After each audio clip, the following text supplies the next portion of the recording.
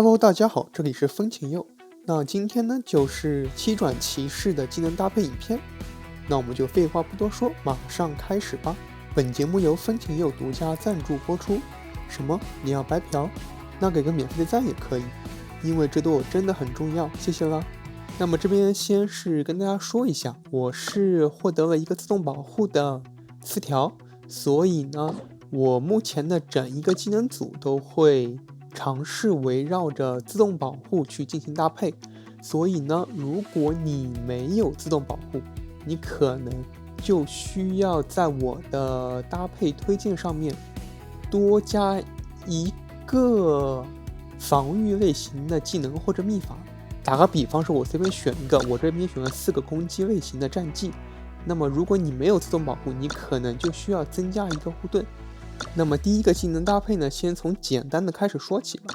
副本的技能搭配，那麼這裡的話，我依舊是選擇了護盾的方式去進行一個減傷。然後呢，我沒有選擇凝霜守護，是因為凝霜守護只能給自己加盾，但是這兩個雖然給的沒有凝霜守護這麼多，但是呢，它可以給隊友，而且呢，我這邊是沒有帶庇護之士的。如果你想要帶庇護之士的話，你可能比如說你就是這樣搭配了，帶一個凝霜守護，然後你要願意的話，你也可以帶一個神魂庇佑，這種方式也是可以的。不過呢，對於我自己來說，我會比較喜愛護盾流，即使是在噩夢或者煉獄難度的話，我依舊是會很喜歡護盾流。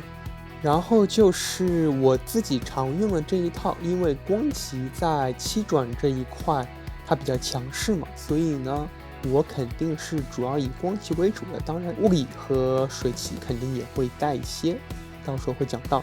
那麼第一套就是這一個，這是我最常用的這麼一套技能。然後這邊我選擇的是2個充能戰技，主要是為了能夠將自己的充能最大化。雖然說我這邊使用了充能之後呢，這個蓄能光效它就不能釋放2次，但是呢，我自己測試下來的話，帶這個輝光凌刃傷害反而會高一些。不僅是因為它這個充能傷害能提升，而且它這個充能以後還是可以為這個下一回合的蓄能光效增加一個攻擊加成的。因為它這個能量流轉實際上它只能持續2回合，這是第一套。那麼第二套呢，是以吸血流為主。那麼這一邊的話，我就捨棄了晨曦天使，去帶這個朱根仙君，主要是以吸血流作為這麼一個玩法。相比於這個的話，這一套反而會更脆一些。所以呢，我這邊就選擇了聖靈擊輝。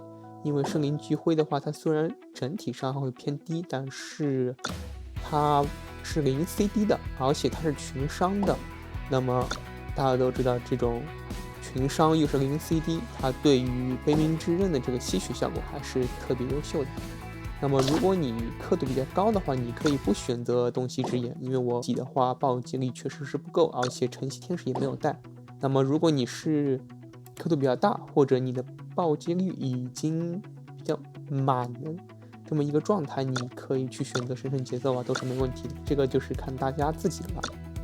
那麼 Discord 上面的話，還是有很多其他的光騎技能搭配，但是目前的話，因為這2套是我用的最多的，而且確實是我用下來效果比較好的，所以呢，主要還是推薦這2套。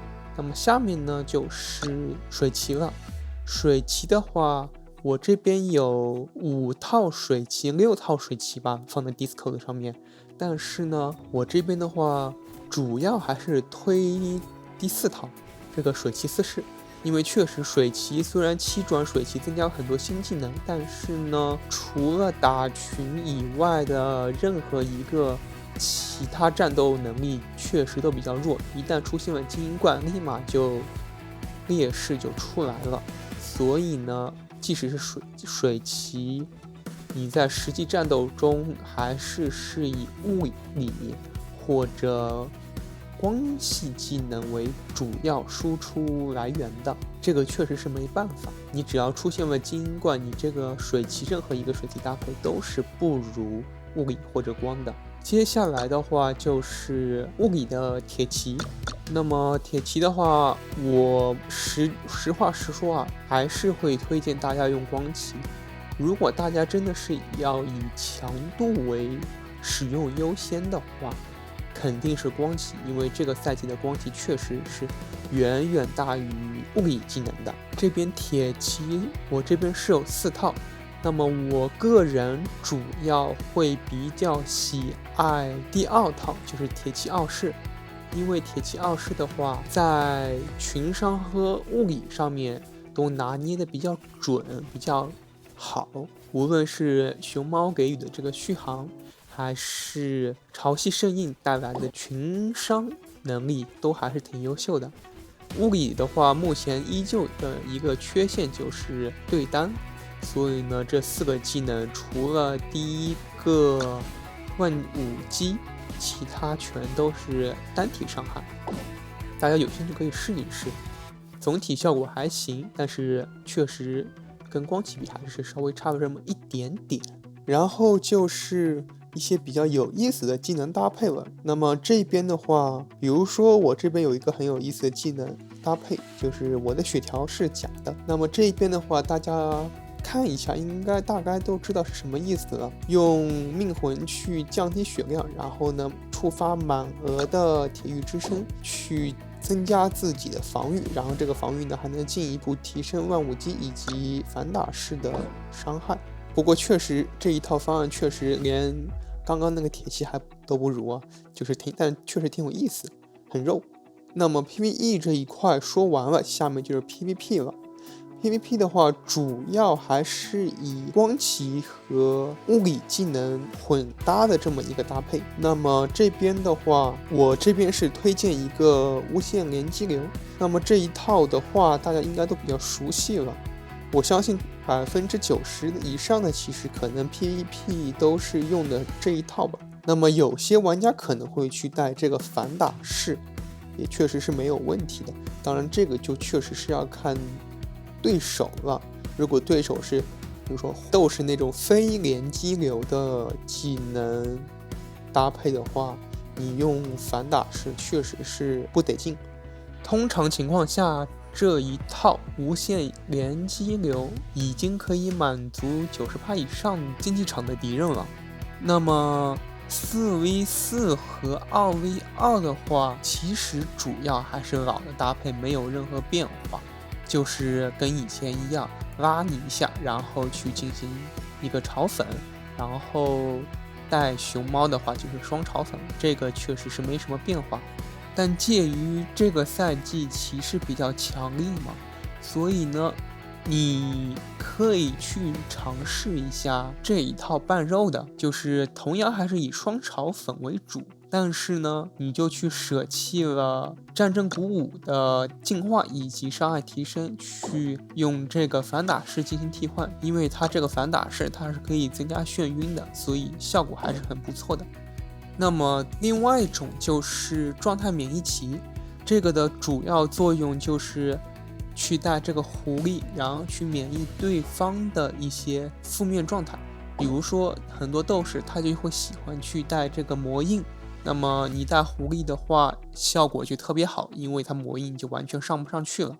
然后是聖獸，聖獸的話我自己用的就是這麼一套，基本上算是傷害最高的一套了吧。